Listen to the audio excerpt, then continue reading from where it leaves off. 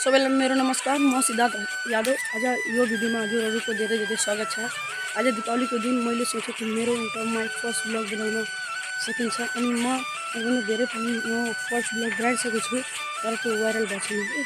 त्यही भएर म सोचेँ आज यो युट्युब ब्लग बनाउने नेपाली ब्लग म नेपालमा भएर नेपाली ब्लग नबनाएर यसैले मलाई लाग्थ्यो कि मेरो फर्स्ट ब्लग भाइरल भएको छैन अनि आज पूर्ण विश्वास लिएर आइरहेको छु कि यो मेरो फर्स्ट ब्लग भाइरल हुन्छ। मेरो परिचय दिन त मेरो नाम सिद्धार्थ यादव हो। म नेपालमा बस्छु, सिद्धार्थ नगर पिपराइनामा, लुम्बिनी प्रदेशमा। अनि मैले अहिले 9 क्लासमा पढिरहेको छु अनि हजुरहरूलाई आशा विश्वास भएर म एउटा कुरा भन्न गइरहेको छु।